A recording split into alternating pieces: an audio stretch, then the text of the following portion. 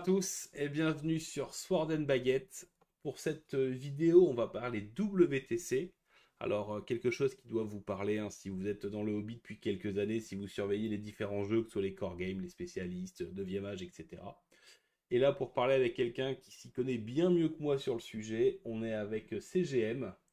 Donc, bonjour à toi. Salut, Bah salut écoute, Corbac et tout le monde.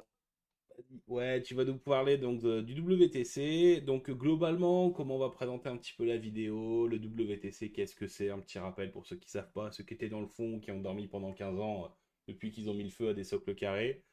Les joueurs de l'équipe, parce que oui, c'est un jeu qui joue en équipe. C'est le T dans WTC, c'est pas rien. Et puis après, bon, on parlera un petit peu des ambitions de la team, la vision du jeu, enfin on parlera un petit peu plus pitou dans le détail. Et donc voilà. Et donc là, je vais directement te laisser parler, une fois que j'arriverai à passer sur la slide suivante. Le WTC, qu'est-ce que c'est? Alors, WTC, donc World Team Championship, c'est une grosse organisation qui tourne depuis déjà pas mal d'années, qui a été beaucoup reprise par 9e Âge, par Fred Unke, qui est l'orga à la base de ce tournoi, qui se veut donc, bah, comme on l'a dit, être un gros tournoi international en équipe. Pour le coup, ici, c'est en équipe de 5, ça a déjà été vu en équipe de 8, par exemple, pour d'autres jeux. 20 équipes de 5 joueurs qui vont s'affronter. Il reste encore quelques spots si jamais. Donc si jamais il y a une équipe de Français qui veulent se lancer, ben, vous êtes les bienvenus. Il reste encore quelques spots pour ça. Cette première édition, elle va être principalement européenne, mais on a déjà vu une joueuse américaine qui a rejoint une équipe allemande, pour le coup, une joueuse américaine bien connue, Luna, qui est un monstre de score en termes de brutaux. Donc, attends un peu de voir ce qui va se passer. Bah, plutôt sympa. Donc, ouais, tu l'as dit, jeu en équipe de 5. Donc, le jeu en équipe, ça implique beaucoup de choses. Ça implique du pairing, ça implique que chaque joueur joue une armée différente. J'imagine que c'est les mêmes règles que dans tous les autres tournois. On évite d'avoir 5 Bretos qui Yeah. arrivent avec des Pégases, hein, sinon ça serait un Yeah. autre délire. Ça sera le 14 et 15 décembre 2024. Il y a un site, worldteamchampionship.com. Donc bon, assez straightforward au niveau du nom, c'est à peu près logique. La première question, alors tu l'as dit, alors moi à une époque c'était le ETC, European Team Championship, qui s'est transformé en WTC. Alors il y a eu séparation entre 40K et le reste du monde. Enfin voilà, il y a eu toutes les belles choses, tous les dramas, tous les sujets qui se sont faits dans différents trucs. Le but c'est pas d'en reparler là. Est-ce qu'on est vraiment dans une la transposition, c'est-à-dire est-ce que c'est la même équipe qui organise pour la partie 9e âge? Est-ce que c'est totalement rien à voir, mais ils sont entre guillemets greffés sur l'équipe d'organisation? Comment ça se passe en fait? Quelle est l'interfaçage pardon, avec 9e âge sur ça? Alors, oui et non. Le TC et le WTC, maintenant, c'est deux structures différentes. Le TC a un council d'organisation avec une location qui va changer chaque année et ils vont bien sélectionner les jeux dans lesquels on va pouvoir jouer. Pour 2024, il me semble, pour 2025, ça a été encore validé pour 9e âge, par exemple. Mais on n'est pas à l'abri qu'il y ait un ETC qui se développe aussi pour Old World dans les années à venir. Le WTC, c'est plutôt une organisation gérée par un groupe d'Allemands qui font du beau boulot sur plein de jeux. Deuxième âge, ils sont en train de préparer Warhammer Underworlds aussi et des petites choses comme ça. Donc, ils sont hyper investis dans la communauté du Pitou, pour le coup. Aujourd'hui, est-ce que le WTC est une transposition de 9e âge en partie, parce qu'il y a beaucoup de règles d'organisation de tournois, tout ce qui est rule pack, qui peuvent en fait se transposer l'un sur l'autre. Est-ce que par contre, ça implique la même communauté? Oui et non. Il y a des joueurs 9e âge, il y a des joueurs Old World. Moi, j'aime 9e âge, par exemple. Tout le reste de l'équipe vient d'Old World et de Warhammer Fantasy. Donc, on va voir des similitudes entre les deux. Est-ce que ça va créer une opposition? Je pense pas. Pour le moment, on voit que les deux communautés coexistent. Les gens jouent aux deux jeux. Certains préfèrent se consacrer à un seul jeu. Mais la communauté Old World, elle est relativement ouverte, pour le coup. Et le rule pack est pas si dégueulasse que ça. Donc c'est relativement ouvert. Ah, écoute, super transition, j'ai même pas à aller faire le rule pack. Alors, il y a toujours quelque chose qui est abordé dans les tournois, que ce soit les tournois en solo, les tournois en équipe ou autre, c'est notamment les fameux layouts. sur quelle table on va être mangé, la gueule des décors, etc. Alors ma première question, par rapport à l'organisation, on est sur un nouveau tournoi, c'est la première édition forcément du WTC All World. Bon, si vous l'aviez fait l'année dernière, c'est que vous aviez vu un petit peu dans l'avenir, donc ça aurait été un peu compliqué, je pense. Mais là, c'est la première édition. Comment, est-ce que tu sais comment les layouts ont été faits? Est-ce qu'on va avoir du layout type 9e âge, c'est-à-dire avec du décor en 2D? Comment ça va se proposer? Comment ça va se goupiller sur les premiers éléments? Et alors, pour tout ce qui est layout de map, c'est assez simple. Ils ont quand même essayé de respecter l'idée de Old World avec des décors 3D, mais tout sera posé sur des décors 2D en néoprène. Donc, on va avoir cette double couche de décors qui permet, à mon avis, de trancher immédiatement sur ce qu'est la structure et la taille d'un décor, parce que Mhm. le décor 2D te permet de te placer exactement, de dire, OK, je déplace cette forêt, elle est jolie parce que je me place exactement de cette manière et ça permet d'avoir une grosse précision dans le jeu tout en gardant des tables qui seront agréables à regarder, avec un gros menhir au milieu, une pyramide qui traîne à droite à gauche. Et ce sont des tables qui vont être relativement chargées en décor. C'est quelque chose qu'on peut reprocher à certains tournois parfois. Moi, je suis pas un fan du fait de place, que chaque joueur place les décors, par exemple. J'aime les tables imposées. Ici, ça va donc être des tables imposées avec des décors 2D, des décors 3D posés dessus. On connaît déjà les 5 maps en avance. On peut les retrouver, il me semble, dans le map pack. Et sinon, elles sont aussi disponibles dans Warhol pour les joueurs qui aiment bien jouer en ligne.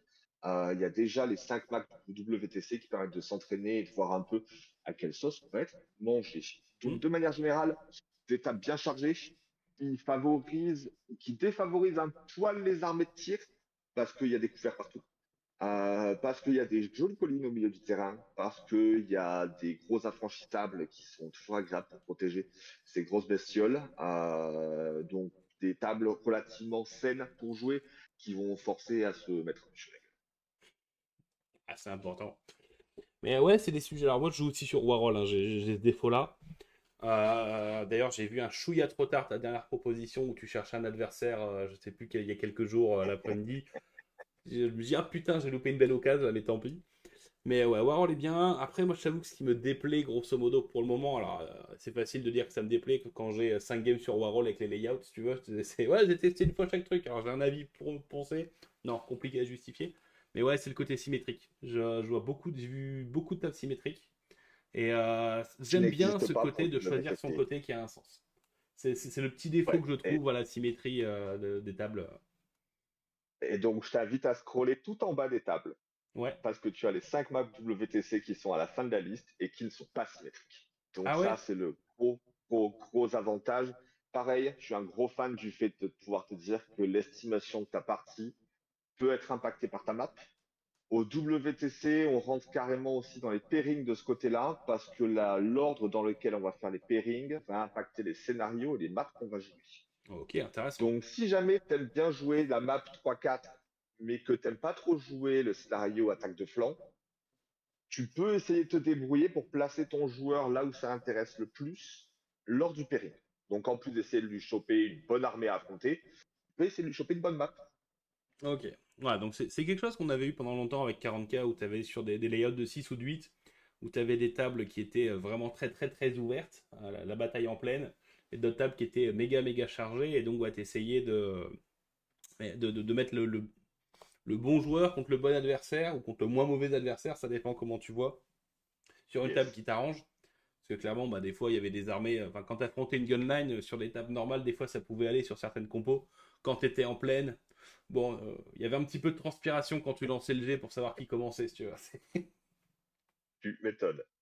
Mais ça marche. Et donc, voilà, donc là, des tables différentes. Et donc, vous rajoutez une épaisseur. Donc, ça veut dire que les joueurs d'une même ronde ne vont pas jouer le même scénar. Exactement. En fait, il va y avoir 3 scénars jouables par ronde.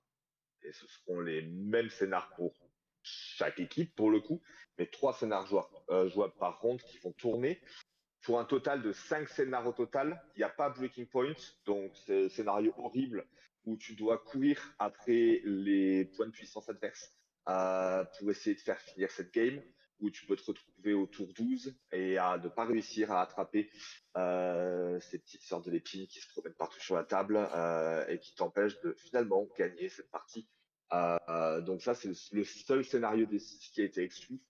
Et vu que tout le reste va se jouer à la bâche, à la bâche, à la bâche, avec quelques points en plus pour Command and Control, euh, ça va permettre quand même d'offrir pas mal de diversité et de demander une certaine couche de réflexion en plus en se disant est-ce que j'ai vraiment envie de jouer ce scénario et ce déploiement ou est-ce que j'aimerais essayer de l'éviter. Ok, ça marche. Est-ce que tu as d'autres choses à dire sur le WTC ou on parle directement à l'équipe?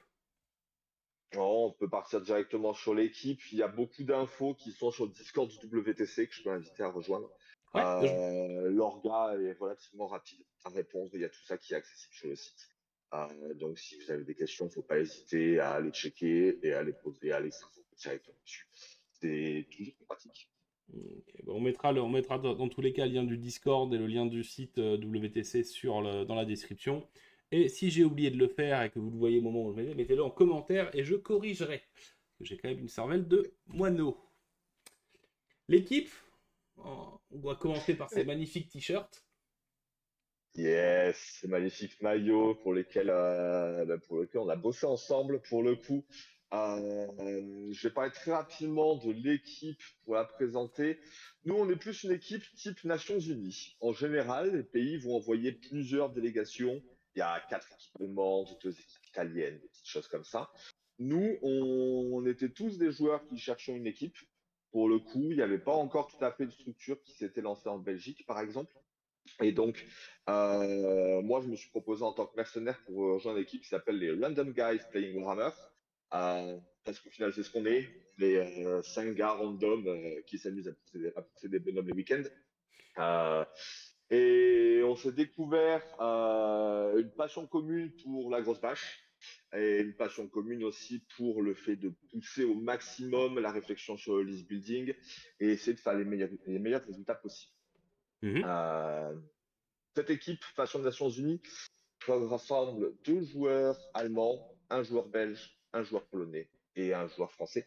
Votre humble serviteur, je suis en Belgique pour le coup. Ce qui a généré un peu ce logo aussi, ce logo de l'équipe. On voulait quelque chose qui mélangeait un peu les symboles de l'Allemagne, de la Belgique, de la Pologne. Et on est parti sur un joli griffon enflammé Mhm. qui mange une grosse saucisse pour le coup, parce qu'on est aussi des viandards. Et donc l'idée c'est d'avoir quand même une petite touche humoristique sur ces maillots. Niveau joueur, dans l'équipe, je vais commencer par me présenter moi. Pour le coup, j'ai à peu près la même structure pour tous nos joueurs. Moi, j'ai démarré le hobby en 2006. J'étais un jeune ado à ce moment-là et j'avais jamais vraiment joué. Je peignais à la truelle. Et comme beaucoup, j'ai arrêté dès que j'ai découvert les filles et les soirées. Pour reprendre le hobby à peu près 10 ans plus tard. Euh, et à ce moment-là, j'ai commencé à bosser pour Games Workshop pendant quelques années. Je me suis lancé à fond sur 9e âge très rapidement, il y a 4 ans, en fait, pour intégrer l'équipe belge sur la saison 2023-2024. Au lancement d'Old World, j'accroche beaucoup.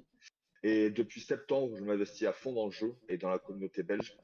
Euh, je m'investis vraiment beaucoup, histoire d'essayer de construire quelque chose de très simple. Moi, je suis un joueur relativement agressif sur la table. Je fais tout pour être un adversaire sympathique, par contre, à la table. Basiquement, j'aime me dire que je joue et je me comporte comme un joueur que j'ai envie d'affronter. Ça permet de débloquer beaucoup de situations quand on est sympathique, souriant et qu'on connaît les règles. Basiquement, c'est très facile. Je joue principalement Guerrier du Chaos, mais je me concentre là sur les Bretoniens pour ce WTC. Bretoniens Ouh. et pas beaucoup plus, bien sûr, euh, car on a encore les listes à poster. On pourra en discuter un peu plus tard si besoin. Mais donc voilà, je me concentre sur les Bretons, histoire d'avoir une force de frappe rapide et mobile. Et puis après, une petite fin pour mon intro. J'ai participé à 4 tournois Old World cette année et j'ai fait 4 podiums. Donc l'idée est d'essayer de réitérer l'expérience pour ce dernier tournoi de l'année. Je vais passer ensuite à notre joueur Vampire, Arvid, qui joue depuis lui aussi la 6e édition. Il a lui aussi fait une pause, probablement quand il a lui aussi découvert les filles et l'alcool. Euh, il a fait une pause de 15 ans pour le coup, et il a recommencé avec Old World. C'est un gros joueur impérial, mais il a commencé à se pencher sur les vampires pour le WTC, histoire d'avoir quelque chose de compétitif. Il a fait un peu moins d'une vingtaine de tournois cette année, donc il s'est vraiment bougé et il a ramené 10 podiums à la maison. Donc très très très bon joueur, très stable, très clean aussi à la table. J'ai pu l'affronter plusieurs fois et ça a toujours été des parties incroyables. Et il me fait passer le message qu'il aime autant les épées que les baguettes. Donc il te passe le bonjour à toi et à la chaîne. On va continuer avec Andreas, qui est un de nos joueurs allemands pour le coup. Lui, il a commencé le hobby en 98 ou en 98 pour nos amis belges, avec des hommes lézards, avec la boîte de démarrage de 5e édition. Il a fait une pause des années 2000 à 2010. Et puis, il a commencé à reprendre, notamment avec To, d'abord un peu avec Warhammer Army Project, qui marchait pas Ouais. mal, où il jouait avec ça, avec des copains. Puis quand To s'est lancé, il s'est lancé un peu plus à fond. Il fait pas mal d'événements en ligne, lui, pour le coup. Et il adore jouer différentes armes. Il veut toujours tester des choses différentes, ce qui permet d'avoir une grosse connaissance aussi sur ce qui se fait ailleurs. Son gros souci pour le coup, c'est que ça pile de la honte, ça pile du potentiel, comme il préfère l'appeler, grandit chaque année. Et il a à peu près 400 figurines qui attendent d'être peintes tranquillement. Son objectif à lui, c'est que lui et son meilleur pote collectionnent toutes les armées pour pouvoir faire des grosses parties ensemble quand ils seront vieux à la retraite. Vas-y, donc un chouette objectif. Et lui, Il ce sera pense à notre sa joueur. retraite? Mais il a quel âge? C'est pas possible. Ah, écoute, il a commencé en 98, hein. Euh, Ouais, moi aussi, mais j'avais 8 ans. J'avais 10 ans en 98. Écoute, il est déjà en train de mettre les choses en place, comme ça, ce sera peut-être pas pour la retraite. On ne sait pas. Ah, salaud. Ah, les On sait pas. privilégiés. Ah, les privilégiés qui ont une retraite, ça m'en fout. Et pour le coup, pour finir, ce sera notre joueur Hombet. Les Hombet qui sont incroyables en termes de méta aujourd'hui, qui permettent de bien contrer certaines des grosses menaces qu'on peut voir, comme les vampires scream avec les terrorgeist ou encore les brotos. Tout ce qui est armée d'élite, tout ce qui est gros monstres, ça permet de les récupérer très facilement. Euh, de venir aider les sacrifier des petites pièces. C'est vraiment un style de jeu auquel je sais que tu es relativement sensible. Ouais, En quatrième, je vois que quasiment pour ouais. l'instant que des mecs bien, par un mec qui joue Breton, quoi. Bon. Ah, écoute, on fait ce qu'on peut, hein. J'ai une belle armée de Bretoniens basée sur des gobelins sur Squeak, fallait la sortir. Donc, C'est vrai. Là, au moins, t'as les points de charisme. À défaut d'avoir les points de difficulté, t'as les points de exactement. charisme. Exactement, exactement. Donc, j'ai parlé de notre joueur vampire, j'ai parlé de notre poteau, j'ai parlé de nos undead. Je vais passer à Pavel, joueur polonais, qui lui aussi a commencé à jouer en 6e édition. C'est marrant, hein, à cette époque-là, ça marchait quand même plutôt pas mal. Et il y avait des chouettes livres d'armée, il y avait des chouettes sorties de figurines à ce moment-là, donc ça a convaincu pas mal de gens de cette époque. À l'époque, il jouait Hombet et Skaven, donc l'homme de goût. Hein, Hmm. et puis il a recommencé à jouer, lui pareil, il a fait une grosse pause au début de la 8e, ça lui plaisait pas trop.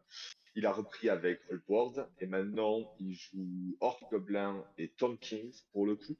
Il va se concentrer plutôt sur les rois des tours pour ce Ok. WTT. Bonne armée de défense qui permet de faire des choses assez sales, on l'a vu. Et lui, il s'est concentré sur du culte mortuaire. On sait que c'est très stable, que c'est même effrayant de Ouais, ouais, magie. ouais, ouais. Ouais, on peut Euh, dire que c'est stable, ouais. Quand on commence à balancer des sorts à plus de 9, ça calme toujours. Ouais, voilà. Euh, C'est fiasco ou passé, quoi. Plaisir, hein. Exactement.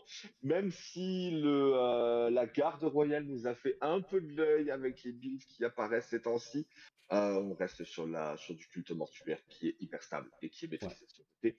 Il a fait un tournoi, il a fait un podium cette année. Donc, moi, quand on me dit j'ai 100% de trade, ça me fait l'équipe. Et en dernier, on a notre deuxième joueur allemand qui lui a commencé en 94 avec des elfes sylvains pour le coup. Il aimait bien à quoi ils ressemblaient dans leurs petits collants et il adorait le fait que ce soit écœurant à affronter. Donc on comprend aussi de ce côté-là. Il a fait des morts vivants, de l'Empire, des choses qui soient basées sur l'huile, soit de tir. Et puis, Il a lui aussi fait une petite pause juste après avoir fait quelques ETC pour la 8e édition. C'était déjà un joueur compétitif il y a quelques années. Il est de retour pour Old World avec le rêve qu'il avait quand il avait 12 ans, faire une armée de gobelins de la nuit. On les a vus remonter très très fort depuis 2 mois suite aux performances de Brewdog, un joueur anglais qui a littéralement massacré tout le monde à un GT en Angleterre. La liste, elle commence à sortir un peu partout. Chacun la met un peu à sa sauce aussi. C'est que ça marche très bien dans la méta. Mm. Et notamment un contre incroyable face aux Bretonniens exilés. Donc, un joueur très stable qui, sur 10 tournois cette année, a fait le podium. Lui aussi, donc quelqu'un sur qui je sais que je peux compter. Donc, ouais, donc une team. Donc, on a dit, donc toi plutôt en Broto. Broto, exilé ou Broto? Ouais, hein. T'es sûr Ouais, que jouer les Breton mecs qui sont exilé. stables? Breton exilé, il y a une force principale quand on joue Breton exilé à mes yeux, c'est le vétéran et le stubborn. Le fait d'avoir cette relance constante sur les jeux de commandement, sauf les break tests, te Mm. permet d'assurer beaucoup de matchs, Oui. notamment le match Scream et le match Tomb Kings avec 2 arches, par exemple. Mm. Mais ça permet aussi de pouvoir résister à de panique, de pouvoir résister à des tests de terreur, à des tests de peur, et de pouvoir avancer en fait de manière très stable. Ça, Ouais. c'est le premier point sur lequel moi j'ai voulu partir sur de l'exilé, c'est parce que au final, avoir une relance sur tout le commandement, c'est complètement, faut pas se le cacher. À côté de ça, il y a le fait de pouvoir apporter des grands canons qui sont des gâtés 3+1.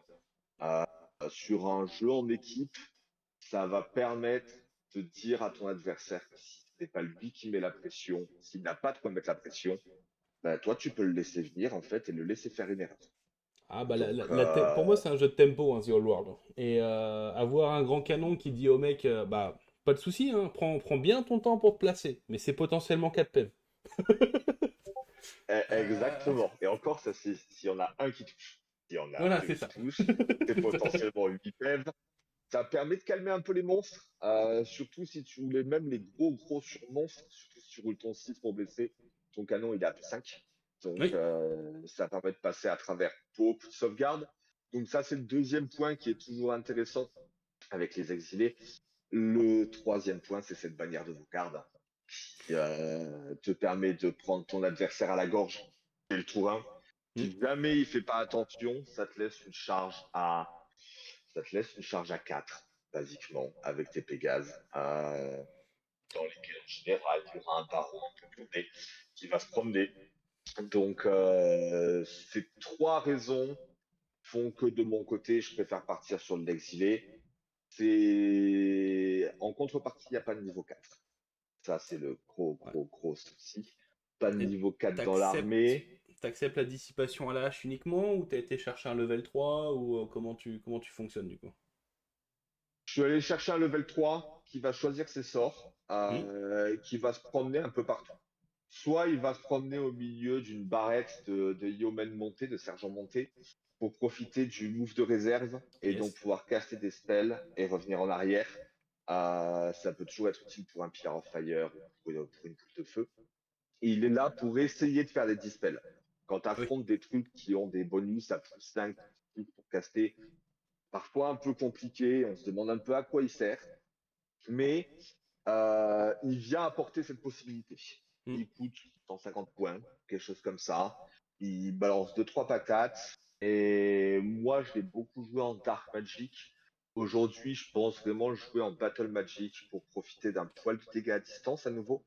Ouais. Et surtout du double move qui va permettre de pouvoir propulser une deuxième unité de Pégase ou une autre unité à un nouveau de 20 pouces. Et à ce Mm. moment-là, en fait, si tu réussis à encercler ton adversaire, ça devient très compliqué. Bah, de toute façon, déjà, 2 packs de Pégase, dont un avec Vanguard, c'est déjà une bonne pression. Ouais, si ton level 3, il arrive à placer son arcane, grâce à son arcane urgency, en termes de Yes. fun, bon, j'espère que l'adversaire a anticipé un peu le mouvement, mais anticiper 40 pouces de placement d'unité tirailleur, ça commence à être compliqué. C'est hyper compliqué. C'est hyper compliqué. Faut pas oublier qu'il n'y a pas d'invue. sur ces Pégases, Ouais. tant qu'on n'a pas réussi cet overrun, ou tant qu'on n'a pas réussi à tuer quelque chose pour de vrai. Donc ça reste sensible, c'est de l'an du 4, c'est Mm. va 3 Il suffit de spiker un peu sur certains sorts, certains tirs, et ça peut vite disparaître. Mais en effet, c'est très compliqué à gérer.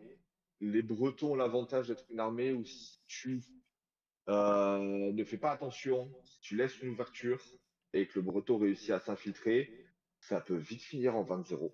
Ah oui, oui, oui. Ça peut très très vite finir en 20-0. Après, on est au WTC, j'ai vu déjà quelques noms qui ont déjà performé sur pas mal de tournois nationaux en Italie, en Allemagne, des petites choses comme ça, ou en Belgique, sur l'équipe belge qui s'est montée par la suite.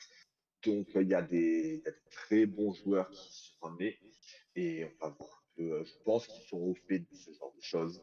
L'idée, c'est pas d'attraper ton adversaire sur un haha, je t'ai bien eu, mais plus d'essayer de l'outplay, de le forcer à faire des erreurs, ou Mm. de le forcer à faire des choix. En tout Bah, de toute façon, c'était le pépère de Napoléon qui disait que tout le monde fait des erreurs sur un champ de bataille. Ce qui comptait, c'était de le faire en avant-dernier.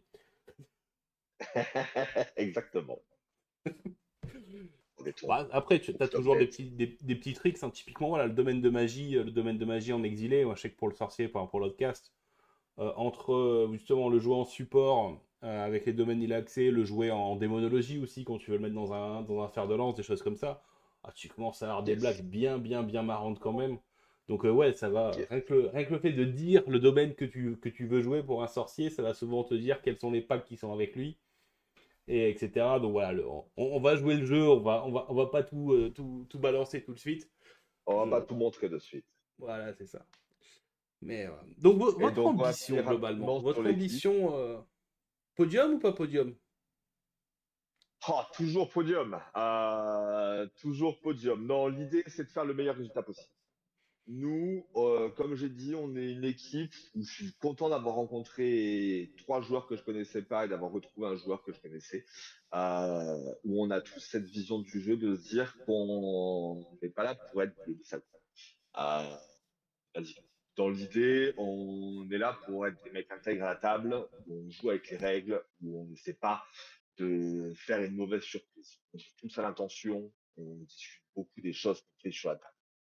Donc, nous, c'est la première ambition, c'est d'arriver, rencontrer la communauté européenne et internationale, et pouvoir s'opposer aux personnes qui estiment que se taper 4 à 10 heures de bagnole, ça vaut le coup pour aller jouer au bonhomme.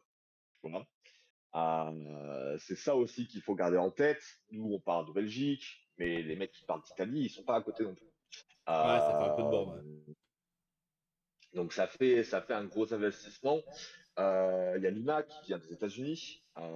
Pareil, on sait que c'est le genre de calibre qui est là pour et c'est le genre de joueur que nous on peut affronter. Donc idéalement un podium, ce serait mortel. Ce serait mortel. Si on le fait pas, c'est pas grave. On s'en voudra pas pour ça. C'est le premier vrai gros tournoi en équipe qui se passe pour Old World. Mhm. Et j'espère que ce ne sera pas le dernier. Moi, je suis en train de travailler avec l'Orga pour faire un premier WTC online aussi au début de l'année 2025. Ah Donc, bah sur tous les jeux, hein, les Polonais, que ce soit sur voilà, Battle à l'époque 40-48, bon ça s'est un petit peu calmé sur 40K avec les évolutions du jeu. Bon voilà, bon bref. J'allais dire, c'est forcément lié. Moins je vois de skill sur un jeu et moins je vois de Polonais, si tu veux. Mais c'est possible. Ils aiment se triturer le cerveau un peu. De ouais, la clairement. création de la liste jusqu'à la fin de la partie. Mais c'est toujours intéressant à voir comment la Pologne, qui est un pays qui fait autant d'efforts dans le jeu de stratégie, interprète la méta et va contrer la méta. Ouais. Et donc ça, c'est un peu mon regret pour le moment, c'est de pas avoir vu une équipe polonaise s'inscrire. Peut-être qu'ils attendent au dernier moment histoire de cacher leurs joueurs, ça serait bien le genre de la maison aussi. Euh, donc à voir. Ouais. Après, voilà, c'est aussi très tôt, hein. Enfin, The Old World, le jeu est. Enfin, Battle, on va dire. Renaît de ses cendres. Les premiers joueurs ont regardé ça avec des pincettes. Comme tu l'as dit, il y a une communauté 9e âge aussi. Il y a des gens avec la nouvelle version de 9e âge qui vont peut-être repasser d'une commu à l'autre, ou inversement, des joueurs qui allaient sur The Old World et qui finalement collent un peu plus avec, enfin, 9e âge colle plus à leurs attentes, ça reste très tôt. Enfin, je veux dire, un WTC 9 mois après la création d'un jeu, même si, bon, on à est fond. sur une fausse création, je suis d'accord, on est sur une V10 globalement, mais alors une V9, une V8, enfin une V9 et demi, après ça dépend comment on voit les choses. Mais ouais, c'est peut-être aussi ça qui fait qu'il y a moins de joueurs. Alors, est-ce que les Polonais sont en mode sous-marin et vont s'inscrire à minuit moins une? C'est comme les mecs qui achètent des trucs sur eBay là, qui Mon rêve. peut-être. Mais je pense que voilà, on va laisser le temps au jeu de se faire et que voilà, s'il y a des bons retours sur cette année, si le jeu continue sur sa bonne lancée comme là où il est depuis le début de l'année, etc. Je pense que l'année prochaine, ouais, il y aura un événement qui sera un petit peu plus rempli. Même les Français, ils sont où quoi? Ils sont où? Exactement. Exactement. C'est une de mes grosses surprises aussi. En effet, leur gars a été hyper ambitieux de se dire, je prends le pari, pour décembre, les gens sont prêts. Hmm. Pour décembre, les gens sont prêts. Il a le lieu. On n'a pas parlé du lieu, mais les WTC sont généralement dans des gros complexes hôteliers. Donc, tu dors sur place, tu manges sur place, tu évolues avec centaines, voire plus de joueurs qui ont tous une passion commune. Et c'est hyper agréable. C'est hyper Hmm. agréable de te dire, je vais passer 2, 3 jours avec que des fondus de rameurs euh, qui en plus estiment jouer au meilleur niveau possible. Ouais. Euh, et donc, ça permet de faire des super rencontres et d'avoir des super discussions. Euh, donc oui, en effet, c'est très tôt après la sortie du jeu. Moi, c'était un peu ma peur. Pour le moment, il y a 10 équipes qui sont inscrites et complètes de mémoire. Donc, il y a au moins 50 joueurs. J'aimerais en voir 2, 3 de plus. Mais à Hmm. nouveau, on n'est pas à l'abri de voir des trucs OP sur la fin. Il reste encore une grosse dizaine de jours avant la remise des listes Ouais. et avant que tout ça soit acté. Donc, on attend ça impatiemment. Hmm. Bon, bah nickel. Et donc, si on devait parler un petit peu, ouais, vision sur le jeu, sur The Old World, sur le jeu compétitif, etc. Voilà, qu'est-ce que tu voudrais dire, qu'est-ce que tu voudrais partager par rapport à ça, même si on a eu quelques, voilà, on a déjà eu quelques petites bribes, puis tu fais des rapports de bataille sur enfin des rapports de game, on va pas appeler ça des rapports de bataille, des retours de game, des retours d'expérience par rapport au tournoi que tu fais sur la communauté, sur le Discord, etc. C'est comme ça qu'on s'est rencontrés d'ailleurs. C'est quelque chose dont je suis Yes. vraiment friand. Moi, voilà, je pars du principe que la chose la plus importante dans un hobby comme ça, c'est de partager l'information. C'est que les informations soient pas. C'est que les mecs gardent pas tout pour eux. Je trouve ça vraiment bien, surtout pour des joueurs compétitifs, et montrer que oui, tu peux vouloir jouer compétitif, vouloir gagner, mais pas non plus devoir tricher sur table, si tu veux. C'est toujours. C'est des choses qu'on a un petit peu perdues dans les core games, où tu as l'impression que c'est la plus belle salope qui gagne. Non, il y a encore des jeux où tu as encore un minimum de valeur. Enfin, tu dois, comme je dis souvent, à la fin d'une game de The Old World, que tu sois là pour la gagner ou pas, ou juste pour faire le con ou quoi que ce soit, si t'as pas envie d'aller prendre une bière avec le mec contre qui tu viens de jouer, c'est que les deux ont fait une connerie pendant la game. Que ce soit la manière dont À ça a fond. été dit, la manière dont ça a été perçu. Voilà, on est censé prendre du bon temps, et voilà. Et je pars du principe que ces retours-là, pendant le truc, il faut retirer un petit peu le côté ah, les joueurs de tournoi sont des méchants. Donc c'est assez amusant, hein, parce qu'on a totalement perdu ça sur les core games pendant presque une quinzaine d'années. Mais là, j'ai l'impression que les discussions qu'on a sur The Old World, c'est celles qu'on avait en 2002, si tu veux, sur les forums. Est-ce que la peinture c'est important ou pas? Est-ce que les décors c'est important ou pas? Est-ce que les joueurs de tournoi c'est des méchants? C'est- Ben, je suis tout à fait d'accord avec toi. Comme je te dis, moi, je suis un joueur où j'aime être le joueur que j'ai envie d'affronter. Donc ça, c'est hyper important pour moi, de pouvoir me dire qu'on est dans quelque chose de sain. Donc en termes de communauté, pour le moment, ce que j'ai vu m'a pas déplu, ce que j'ai vu m'a pas choqué. En tout cas en Belgique, j'ai joué en Belgique et en Allemagne principalement. Et ce que j'ai vu, c'était des communautés hyper ouvertes, avec des vétérans et avec des nouveaux joueurs aussi. Donc ça, c'est quand même un point hyper important sur Old World, c'est que ça recrute. Il y a plein de joueurs qui sont intéressés, il y a plein de joueurs qui veulent tester des choses. Il y a aussi beaucoup de joueurs de garage. Donc moi, quand tu disais que je faisais des rapports ou des débriefs, en fait, ça vient de quand j'ai commencé à jouer. J'échangeais toujours des photos des parties avec les copains. Parce que, ben, en Ouais, effet, c'est le hobby, c'est normal. Quand j'ai commencé à vouloir me lancer dans 9e âge à un niveau un peu plus compétitif pour rejoindre l'équipe belge, et un des prérequis, c'était de faire des débriefs sur chaque game et d'essayer d'identifier pourquoi ça a foiré ou pourquoi ça a marché et pas justement dire j'ai perdu la partie parce que j'ai pas eu de chance. Parce que les dés, c'est une chose. Parfois, on perd une partie parce qu'on n'est pas foutu de rouler un 3 avec 2 dés et que ça arrive 4 fois dans la partie. C'est normal, ça arrive. Et à ce moment-là, on peut dire ça peut vraiment être compliqué de dés.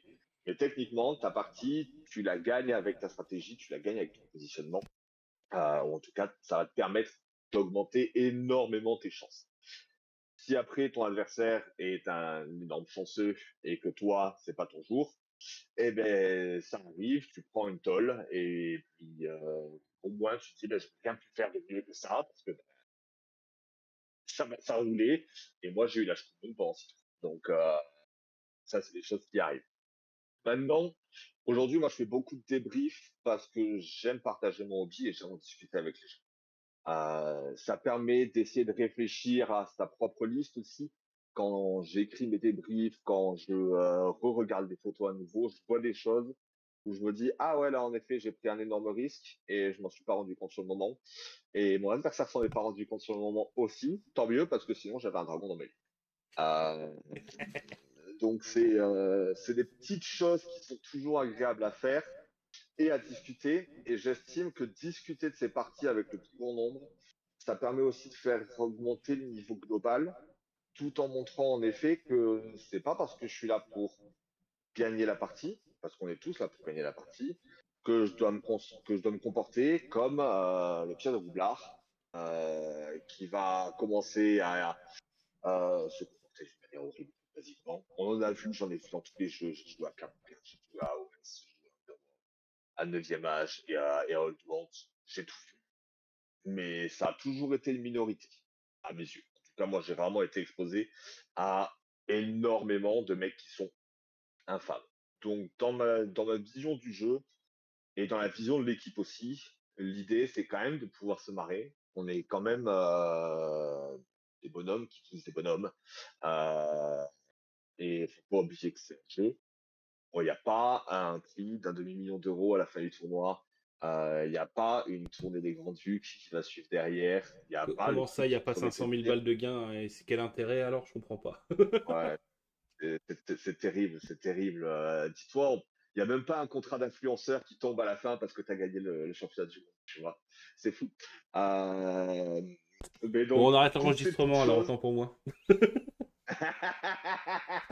Écoute, hein, toi, tu dois venir en Allemagne. Toi, tu dois prendre des photos et des vidéos. Tu auras ton contenu. Euh, mais voilà, vu qu'il n'y a pas toutes ces choses, ça peut être super frustrant de perdre une game. Surtout quand moi, je sais que je suis hyper sévère avec moi-même quand je fais une bêtise.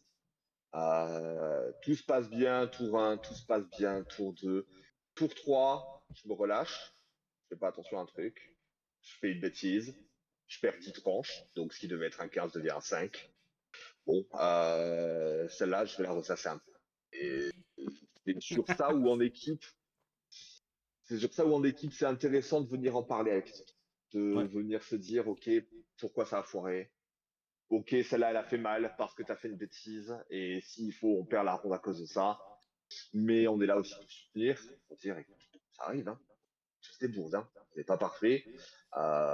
Et malheureusement, tu as fait une bêtise, mais il reste 3 parties derrière. Donc, il faut que tu sois peut-être. Mm. Bah, de toute façon, le jeu en équipe, alors ça, certains joueurs sont pas d'accord avec moi là-dessus et j'ai pas de problème, mais je pars du principe que la cohésion d'équipe, c'est-à-dire vraiment y aller avec au moins tes potes ou des mecs avec qui tu partages des valeurs, etc., c'est bien plus important que tout, parce que ça te permettra Yes. d'encaisser les défaites d'une meilleure manière, et puis en plus, tu profites bien mieux de la victoire, le cas échéant.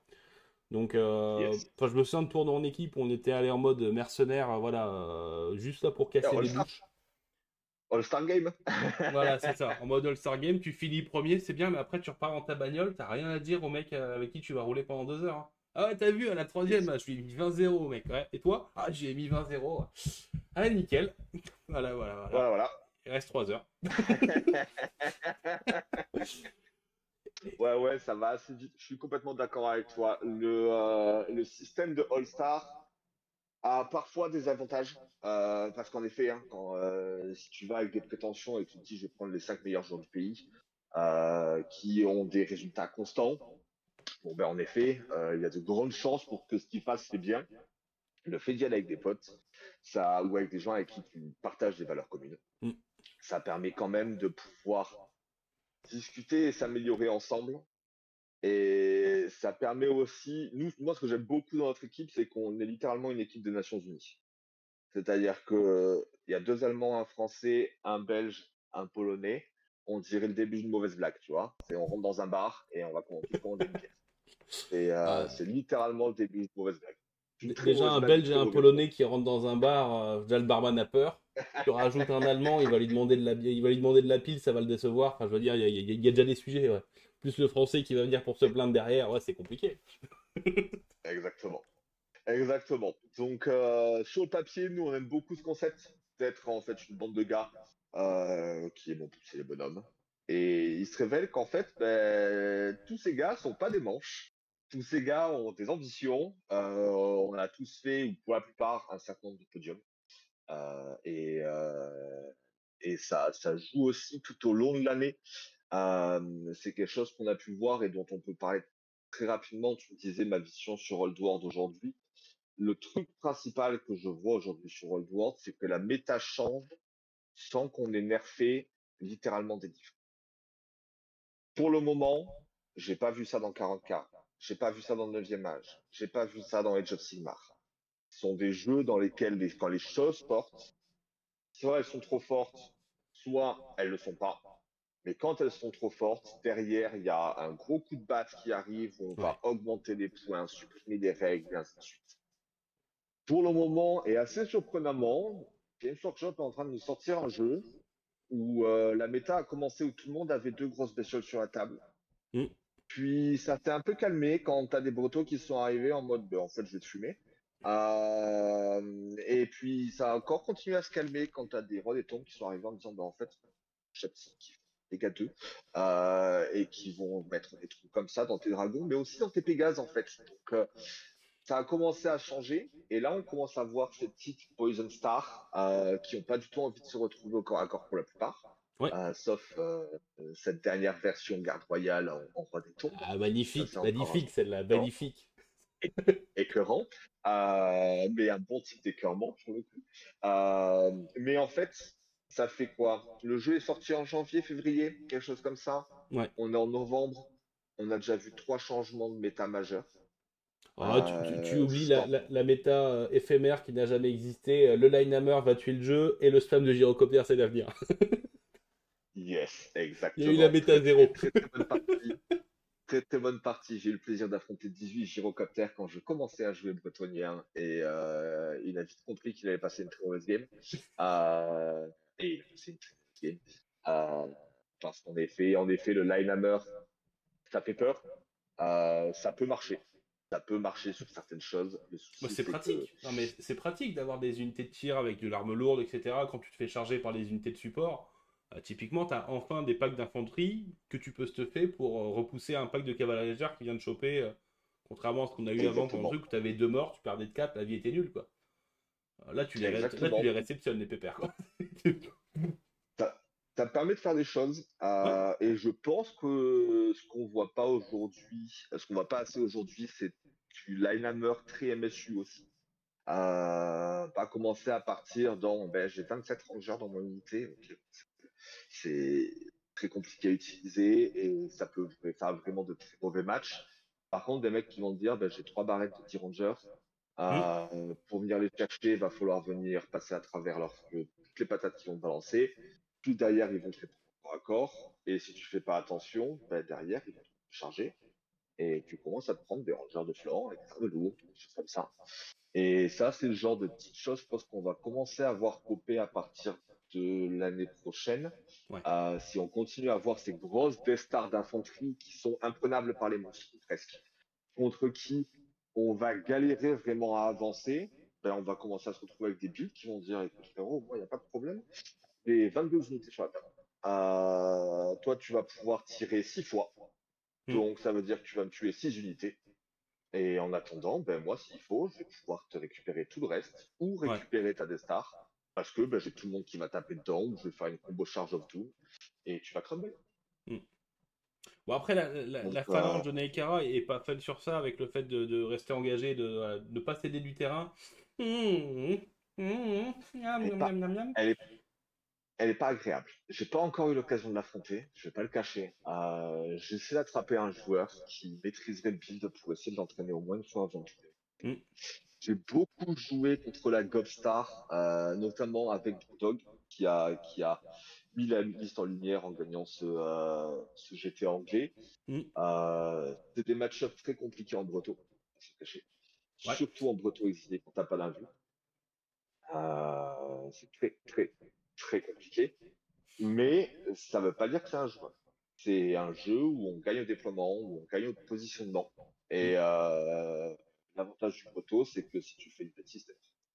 Donc, moi, je vais essayer de me servir de ça aussi. Je sais que la méta risque d'être très fort axée contre les Bretons. Je sais qu'il est oui, possible que moi, ma matrice de notation et d'estimation, ben, elle soit dégueulasse. C'est vraiment une des grosses, grosses, grosses possibilités de me dire, yes, je vais avec ma grosse armée de tournoyeurs solo, et en face, ben, il y a 4 armées sur 5 que j'ai pas envie d'affronter.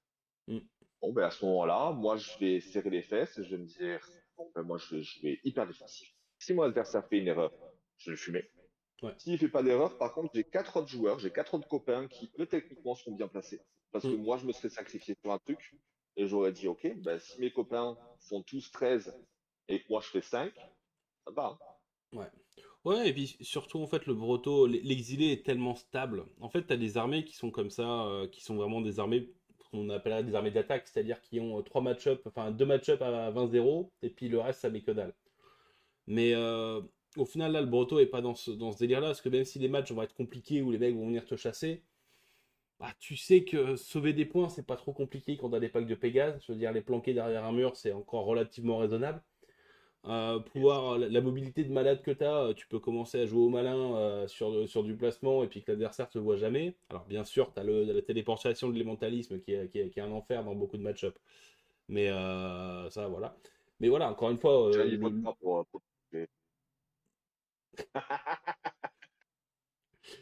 mais non, voilà, il y a pas mal de trucs. Voilà, le Broto reste pour moi le top malgré tout, parce que voilà, même les match-up merdiques.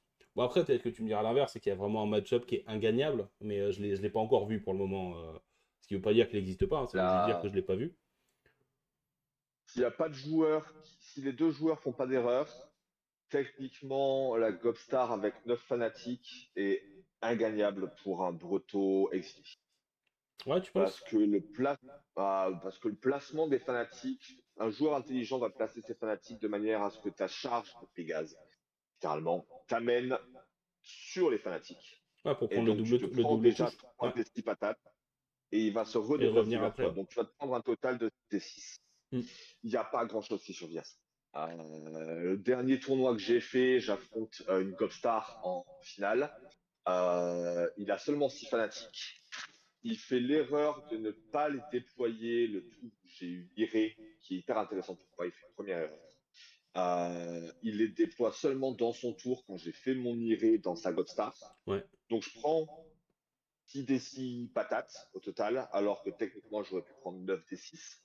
Mais à ce moment-là, j'avais déjà l'invue. Et donc en Ouais. fait, l'invue te permet de dire, OK, on va réduire tout ça. Il y a un tiers des blessures qui vont sauter. Ouais. Et techniquement, tu es censé pouvoir survivre à ça. Si t'as Ah, pas puis l'invue, même, c'est bon. c'est très très bête, mais en fait, quand tu places tes gobs et que le mec te charge, t'es sûr de lui mettre les touches quoi qu'il arrive. Parce qu'après, t'as même pas ta notion de double. Parce que bah, tu peux malheureusement claquer ton vieux triple double quand tes gobelins Exactement. doivent bouger. Oui, tu choisis où ils vont, etc. Il doit faire un pouce, hein. Mais des fois, un pouce, c'est trop pour un connard de gobe. Donc, ouais, enfin, tu rajoutes de l'aléatoire sur un élément qui l'est énormément. Si c'est ta seule fiabilisation pour pas perdre la game, ouais, vaut mieux se dire que tu vaut mieux anticiper à certains moments, ouais. Mais ça reste compliqué, hein, de pouvoir se placer de manière à jamais se prendre l'overrun de Pégase, ça demande déjà de faire un peu plus attention que ce qu'on fait sur la plupart des games aussi, hein. Ça demande de faire attention, et pourtant il y a des armes pour pouvoir contrer ça. Je pense aux Squigopers, par exemple, qui Oui, sont incroyables à partir du moment où ils ne sont pas tirés dessus. Et le oui, Breton, sa faiblesse, c'est le tir. En général, t'as pas énormément de tir pour gérer ça. Et leur mouvement aléatoire de 18 te permet de faire la police. Ça va te permettre de dire, mec, si tu te ramènes dans les 16 pouces, même dans les 18 pouces, moi je vais jeter mon mouvement et on va voir où ça me mène. Ouais. Si ça m'intéresse pas, je me recule et je continue de faire la police. Mm. Si par contre je t'impacte, t'es mort.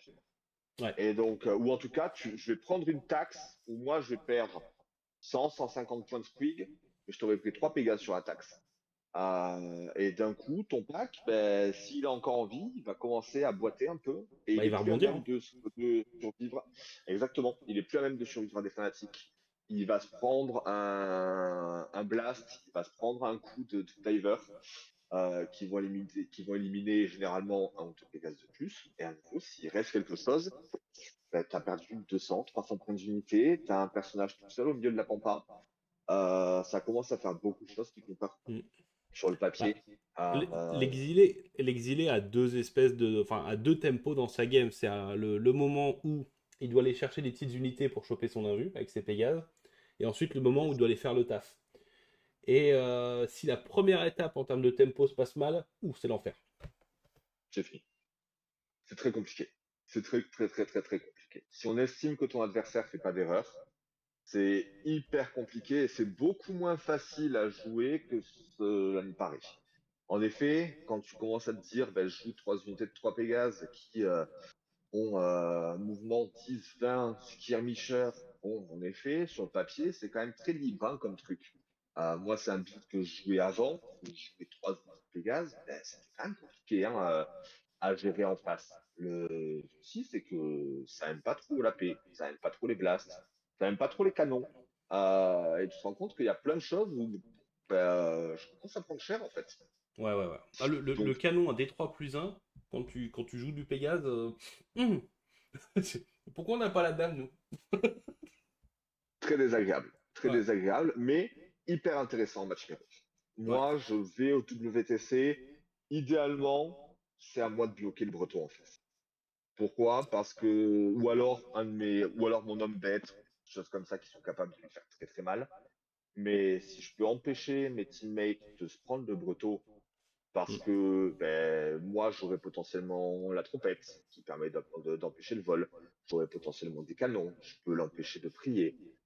Tout ça, ça peut quand même Ah oui, permettre de ah donner oui, ce léger tu parles avantage. carrément d'aller victimiser ton cousin. Tu parles d'une grande armée breton. Je croyais que tu parlais en duel d'exilés. Ah oui, parce que autant le duel d'exilés, ça peut être compliqué parce que ça, je vais pas dire que ça va être de la C'est chatte, l'enfer. mais le premier qui se loupe a perdu, grosso modo, parce que là tu seras puni dans des proportions catastrophiques. Mais ouais, enfin, le breton standard, tu le boulis quand t'es exilé. Yes, exactement. Le breton standard, tu lui fais vraiment du mal. Pareil pour la croisade. Il y a peut-être certains ambitieux qui viendront en croisade, si en croisade errante. Parce que tu gardes le vétéran, tu gardes le stubborn. Ça reste Ouais, intéressant ouais, sur ouais. certains trucs. Je préfère l'exilé personnellement. En combat d'exilé, c'est très compliqué parce qu'en effet, c'est qui va faire la première erreur, Hmm, qui va rater sa charge, qui va rentrer sa charge. ouais. Ça va beaucoup être un jeu d'échange de pièces. Où on va fuir certaines choses pour venir récupérer d'autres pièces derrière. Je pense que ça fait partie des parties qui te font le plus tuer du dos, Oui. voire plus pas. Mais à la fin, tu as passé 3 heures à jouer et quel que soit le résultat, en général, c'est que ça aurait été une partie tendue. C'est clair.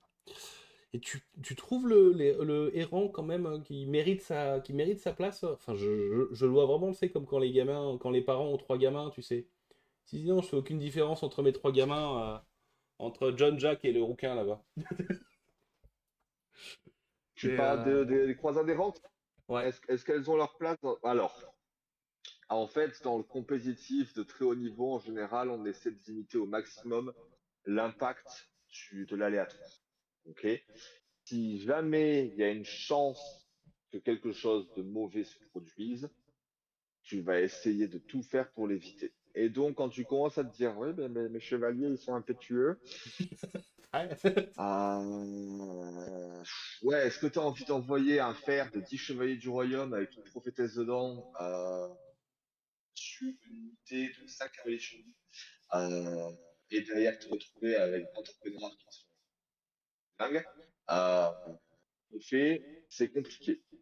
Néanmoins, Ce que j'aime beaucoup avec les trois armées bretos, c'est que chacune a des avantages, chacune a des inconvénients. La grande armée est hyper droite au but, c'est là pour te tuer. Ouais. Et elle a des persos qui font partie des persos les plus dangereux du jeu.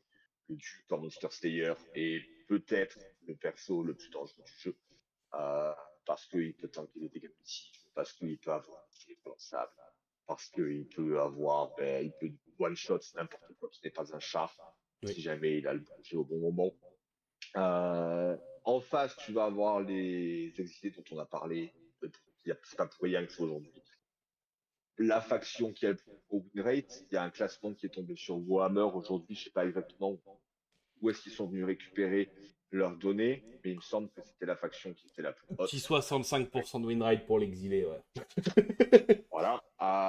Bon, après, le Breton Sur les Grande classes Armée, genre stables, à 50, à 63, enfin, y a pas, y a le nain du chaos qui se promène entre les deux, mais enfin, voilà, exactement. c'est l'enfant chéri de l'enfant chéri Exact- actuellement, l'exilé. Exactement. Et puis, il y a ces croisades qui, en fait, viennent chercher des choses pas mal avec quand même le vétéran et le stubborn. Mm. Ils viennent quand même chercher des unités avec le serment du Graal. Et donc, qui sont des unités, il me semble, qui n'ont pas l'impétueux. Et donc, qui vont vraiment pouvoir en profiter à fond. Et tu as quand même ta niveau 4, qui est super fort. Parce que tu vas pouvoir avoir une fosse niveau 5 avec l'icône, des choses comme Ouais. ça. Tu as accès au même domaine de magie. Et donc, au final, tu as un peu cette stabilité morale. Tu as cette puissance de feu et cette tankiness du Breton classique, mais tu vas accepter que certaines unités sont impétueuses. Et donc te dire, l'intégrer à ton plan de jeu. Qu'est-ce qui se passe? À mes yeux, ça rajoute une couche de complexité à laquelle Ouais. j'ai pas envie de penser pendant la partie. Le fait de me dire, oh, ben, sur un 4+, j'y vais. Yes. Ben, si j'y vais, c'est sûr. Est-ce que je dois aller péter dans un Iron Demon Chaos Dwarf et aller rebondir sur l'endurance 5, sur l'endurance 7, pardon? Pas forcément quand j'arrive avec les chevaux du royaume. C'est pas l'idéal. Mais je trouve qu'elle a sa place, c'est juste qu'elle est un poil moins stable. Et Mm. en jeu d'équipe, on aime, c'est la stabilité.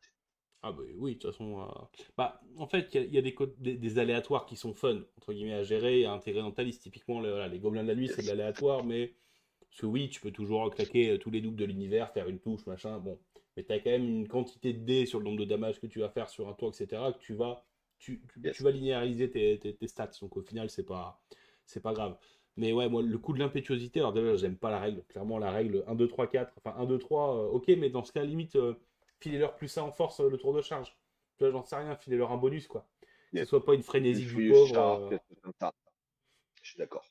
Donc, bon, sans même parler du pistolier qui, du coup, est tué par cette règle, du pistolet impérial. Mais, enfin, voilà, je trouve que c'est vraiment une énorme contrainte. Et comme tu l'as dit, tu as la grande armée où tu as la tankiness avec un défaut qui est le moral, parce qu'au final, tu as très peu de vétérans. Enfin, t'as quoi? T'as peut-être les quêteux qui sont vétérans, je suis même pas sûr. Ils sont obstinés, je Non, crois. il n'y a rien. T'as pas... Les quêteux sont cette bande de mémoire, et encore, je Ouais. suis même pas sûr. Il me semble qu'ils ont ça. Il me semble que ouais, c'est Stubborn. Et ils relancent des.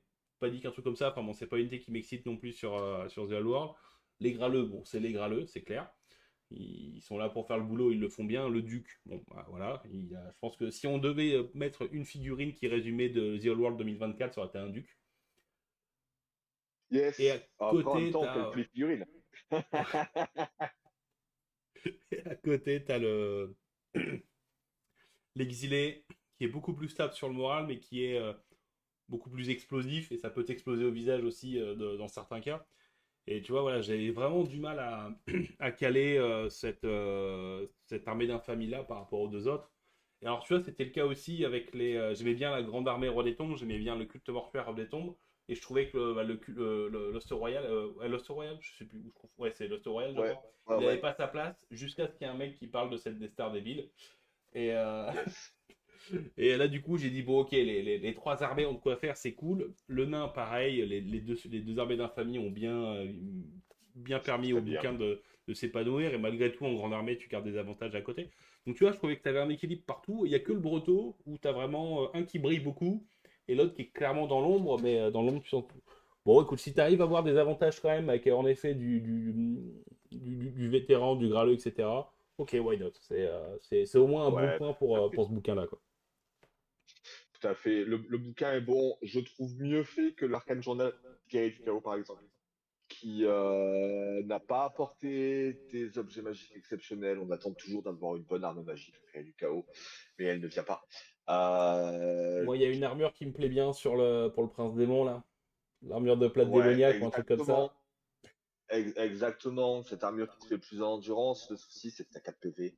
Et donc là, on rentre dans l'idée que le prince démon est un poil en dessous de ce qu'il doit avoir en face, malheureusement. Et quand tu regardes ce bouquin, il y a une très bonne chose, les Wolf of the Sea, c'est Ouais. incroyable. C'est le design est superbe, c'est fluff, c'est fun. Il y a des bonnes unités dedans avec les Skinwolf, il y a des emboucheurs. Et à côté de ça, tu as les Herald of Darkness, où là, pour le coup, ils sont pas foulés. Ils ont rajouté une règle Boto dedans avec 33%, énormément de corps, il me semble, à 33% de corps et un pack générer. de chevalier obligatoire, ouais. Ouais, et Et puis bah, il faut équilibrer au niveau des marques et ainsi de suite. ouais. Et bah, tu vois, Aujourd'hui, si je dois. je trouvais ça à chier. Et en fait, on a fait la Ouais, review du guerrier du chaos qui sortira sûrement en décembre avec Phil. Et en fait, c'est simplement parce que je me suis rendu compte que cette armée-là n'était pas faite pour être un stand-alone. C'est un détachement allié pour le détachement, pour une grande armée du chaos. Et du coup, tu as ton pack de chevaliers en base qui est Vanguard. Et puis tu as un petit patron sur char élu avec contre-charge. Et d'un seul coup, l'armée elle prend du sens. ouais, C'est horrible, hein. Mais au moins, en allié, c'est super bon, quoi. yes. Malheureusement, je vois très peu de tournois que de Z. Mais Et ça, laissez les gens jouer au jeu. mais, par contre, pour jouer avec les copains, c'est mortel à tester. Mm. Alors, en effet.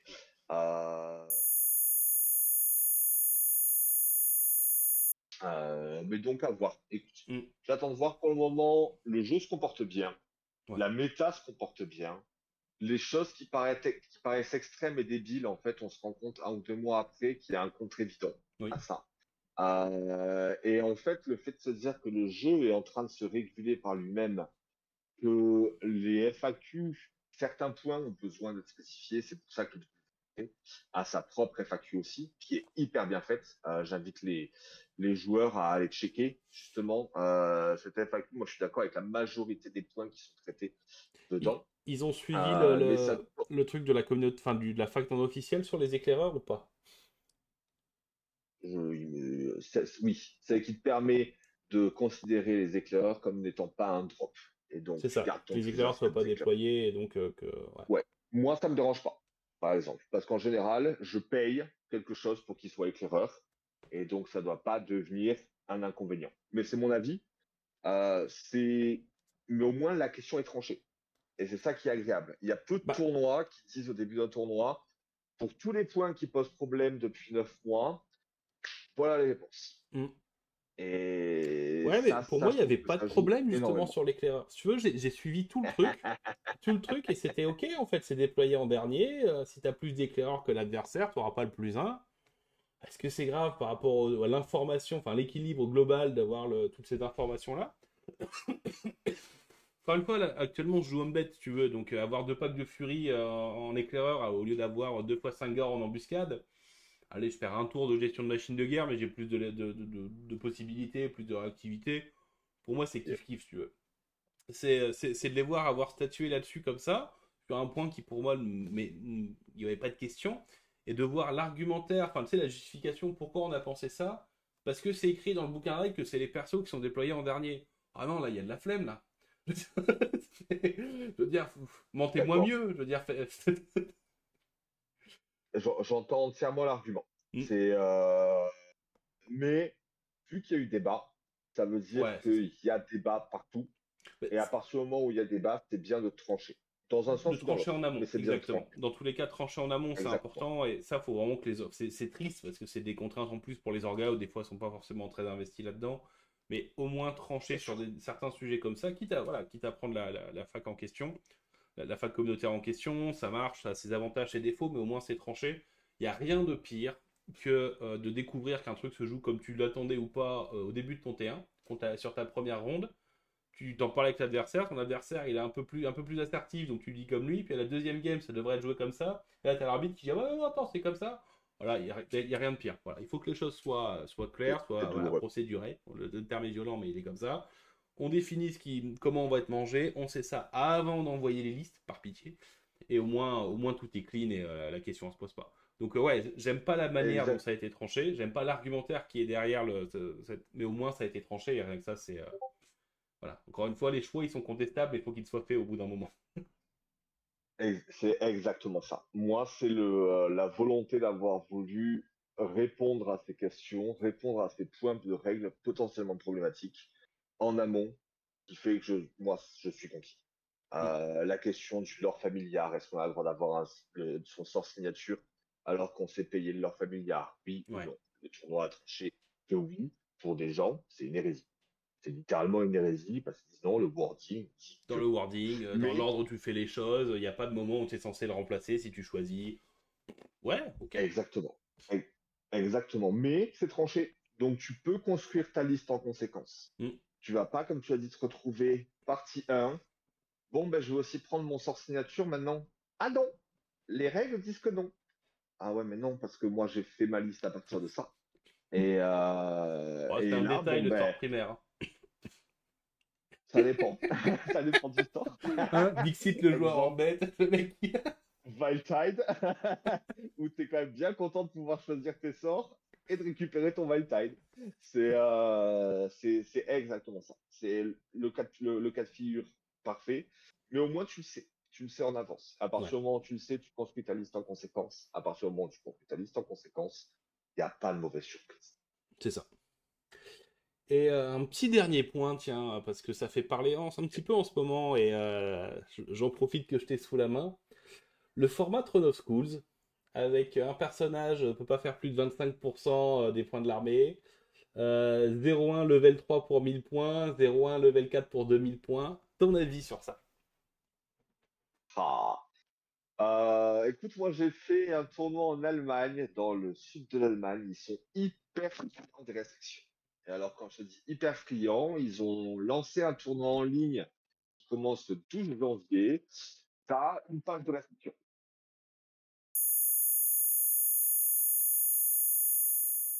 Donc, le Throne of Skull, en effet, a beaucoup de restrictions, ou en tout cas des choses un peu violentes. Moi, j'aime voir ce genre de tournoi comme un exercice de construction de liste. Tu le sais au préalable. Tu le sais au préalable que le règlement de tournoi, c'est ça. Donc, si t'as pas envie de faire un tournoi qui fait ça, t'y vas pas. Déjà, c'est ton choix. Par contre, si tu es intéressé d'aller faire un événement comme le 3 Skull, parce qu'il faut pas non plus oublier que les événements Warhammer World, c'est zinzin. T'es quand même au Warhammer World, t'es quand même en train de te taper un super trip en général avec tes copains. Tu vas aller visiter les musées, les dioramas gigantesques. Je veux dire, c'est la mecque de notre hobby, c'est pas pour rien. Euh, mais quand tu vas créer ta liste, tu vas devoir te triturer le cerveau en te disant, OK, comment est-ce que je peux faire pour répondre à ces restrictions? Et c'est hyper intéressant à faire une fois de temps en temps. C'est hyper intéressant de se dire, ah bon, bah écoute, je ne peux pas jouer mon super duc qui tue tout. Parce qu'il est trop cher en points. Ou alors, je ne peux pas jouer mon super dragon du chaos qui a une 3+, 5+, 5+, qui te force à relancer les 6 touchés, et qui ainsi de suite, et ainsi de suite, et ainsi de suite. Et je peux pas spammer 4 4. Je peux pas. Et en fait, tu vas devoir. Comment je vais pouvoir jouer différemment? Comment je vais pouvoir construire une liste différemment?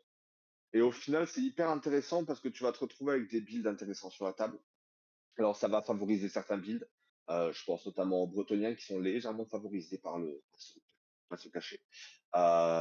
Parce qu'un personnage en dessous de 500 points, pour eux, c'est facile. Sauf qu'il est capable de tuer n'importe quoi qui ne fait pas 500 points. Et parfois qui fait 500 points aussi, hein, mais il est capable de le faire. Sur le Discord américain, j'ai vu un mec aujourd'hui annoncer que ben, lui comptait bien aller avec 3 dragons du chaos. Il a trouvé une manière de faire un seigneur du chaos à 500 points, un sorcier du chaos niveau 3 à 500 points sur dragon, et il met 480 un points à Warfire poil, dragon. level 3. Voilà. Et en fait, il les met quasiment à poil avec une petite faveur des dieux. des choses comme ça. Mm. Mais en fait, il a dit, moi, je vais aller m'éclater. Je voulais jouer des dragons. Je vais réussir à jouer 3 dragons avec ces restrictions. Donc, le build en lui-même, il est funky, sauf que ces dragons, ils sont pas intuables. Ils ont monté 3+ de save au mieux. Ils ont seulement une invue au mieux, parce que Oui. ben, le Warfire, il a pas d'invue tant que t'es pas magique. Ça, mais je te régène. Et en fait, il a adapté son style de jeu au règlement. Mm. Moi, c'est pas quelque chose que je fais à tous les tournois. C'est pas quelque chose qui m'intéresserait d'avoir à tous les tournois auxquels je participe. Mais une fois de temps en temps, c'est super fun de se dire, bon, ok, on va sortir de la zone de confort. Qu'est-ce que je peux faire quand je joue pas mon dragon? Ouais. Qu'est-ce que je peux faire quand j'ai pas 3 Tide, quand j'ai pas 2 nécromanciens sur Mortis en niveau 4 qui sont de base, c'est des patates, c'est des patates de forain pendant que t'as des blanchis dans tous les sens. Excellent, faire à gérer. Qu'est-ce que je peux faire pour répondre à ce coup-là? Mm. Ah, bah, c'était des. Là, là, j'ai vu le format, je l'ai trouvé bien cool. Et alors, encore une fois, c'est des bruits de couloir et je pense que c'est pas fondé, mais ça serait très sexy, malgré tout, que ce format TOS soit intégré dans la fameuse grande fac qu'on est censé avoir en janvier et que ça devienne le truc. Est-ce que c'est bien, est-ce que c'est pas bien? J'en sais rien. Tant qu'ils font ça qu'une fois par an, ça me va. Si tu veux, j'ai l'équivalent sur Star Wars Légion où tu as une fac par an qui change pas mal de choses, et une fac par an où c'est de l'équilibrage, des détails de points, des petits trucs vraiment minimes. Moi, ça me va. Si ils passent le pas, on sera sur le jeu de 2025 ne sera plus du tout le jeu de 2024. Et surtout sur certains formats, notamment, bah, là, on parlait avec Phil beaucoup du format 2 fois 1000. En appliquant ça, nous, ça nous nettoie tous les problèmes, toutes les problématiques qu'on aurait pu avoir. Parce que les persos à 250 points, crois-moi, ça fait pas grand-chose en format 2 fois 1000. Donc on était assez Ouais. content de voir ça. Est-ce qu'ils vont passer le pas ou pas? Est-ce que ça va être juste, bah non, un one-shot pour les tournois au Warhammer World? Dans tous les cas, au pire des cas, l'effort intellectuel, comme tu l'as dit, sera super intéressant à faire pour ceux qui vont vouloir y aller. S'il y a des tournois ponctuels qui le font, c'est bien aussi. Ça permettra d'avoir d'autres listes, d'autres méta, Exactement. d'autres trucs et de pas jouer toujours la même chose. Je t'avoue que moi, c'est un petit peu ma hantise, hein, c'est que le jeu se uniformise trop Agda. et que tu tapes allez, 3 heures d'avion ou 10 heures de bagnole et que tu fasses la même game que celle que tu aurais fait à ton assaut le dimanche. Ouf, ok, super. C'est pas le même mec qui lance les dés, c'est vrai. Mais au final, la game, on connaît tous les deux les match-up. Voilà, à part lequel qui sera le plus fatigué par son transport et qui fera la boulette au mauvais moment. Voilà, ça, c'est ma crainte que ça s'uniformise. Est-ce qu'ils vont partir sur un format par année? Après tout, sur les core games, c'est un format tous les 6 mois, voire tous les 3 mois sur 40 000. Peut-être, peut-être, je sais pas du tout. C'est l'une des choses qui va m'intriguer clairement en début d'année. Ce qui peut être très drôle, c'est que si je dis pas de bêtises, on se verra au Havrin, parce que je crois que tu t'es inscrit. Ouais, je vais essayer de passer. Je suis en train de regarder. Et il y a un monde où on pourra discuter de ça autour d'une bière et des nouvelles facs, etc. Donc ça sera marrant. Mais bon, À ça fond. marche. Bon, est-ce que tu as d'autres points comme ça que tu voudrais aborder pour cette première vidéo? Parce que j'espère qu'on en fera d'autres ensemble. Écoute, on a quand même fait un bon tour du paysage. Je pense que la prochaine fois qu'on se parle, ce sera pour parler des listes, de nos listes et des listes que nos adversaires auront postées aussi. Euh, pour moi, c'est le genre de vidéo qui m'excite le plus parce que ça va demander de commencer à regarder un peu ce qui se fait à l'étranger et de tomber un peu sur ces disques qui peuvent casser la méta, ces disques qu'on comprend pas de suite. On se dit, ouais, ça c'est bon, je comprends. Ah non, en fait, bon, j'ai pris deux. Et, Je vais te et défoncer, je elle est comprends nulle pas sa bien pourquoi liste. j'ai pris deux. Alors, Et en fait, capitaine? c'est là où ça va être intéressant. C'est là où ça va vraiment devenir intéressant, encore plus dans un setup d'équipe. Pour le moment, ce qu'on voit, c'est des setups solo. C'est, OK, si je fais une liste pour gagner un tournoi, je dois pouvoir scorer hyper fort à chaque tour. À chaque tour, je dois être capable de faire le score maximum. Ici, est-ce qu'on va commencer à avoir des listes qui sont là pour dire, moi, je fais entre 8 et 12, mais je ferai pas moins Ouais. de 8. Et je ferai pas plus de 12, mais je fais entre 8 et 12. Ce genre de choses qui va être intéressante à analyser aussi. Des listes bloquantes, des listes d'agression, des listes plus hybrides. Donc, au jour d'aujourd'hui, je pense que nous, on a fait le tour un peu de ce qu'on devait voir sur tout le TTC. Comme je dis, Bah, ça marche. Bah écoute, merci à toi, merci pour cette première vidéo. Donc ouais, bah voilà, le planning est annoncé, on parlera des listes. Il y aura peut-être deux émissions à faire, là, les listes de l'équipe sur un premier truc et un Yep. deuxième truc sur voilà ces équipes-là, voilà comment on anticipe les grandes listes qu'on a vues qui sont sorties du truc. Enfin voilà, on vous fera du petit suivi. Nous c'est quelque chose qui nous éclate déjà sur certaines baguettes à faire déjà de base et on adore en discuter, donc autant partager ça. Allez, le moment intro gênant de YouTube, donc pensez à liker, vous abonner, commenter, partager dans vos communautés, dans nos trucs, ça nous aide. Déjà, si on dit des conneries, n'hésitez pas à le dire. Si vous pensez qu'on a dit n'importe quoi, bon, il a l'air costaud, moi je vous déconseille de trop l'énerver, mais bon, dans le doute, vous pouvez tenter, ça peut toujours être drôle. Mais voilà, n'hésitez pas à commenter, et puis écoutez, on se retrouve à très bientôt pour une prochaine vidéo. Allez, salut! Salut.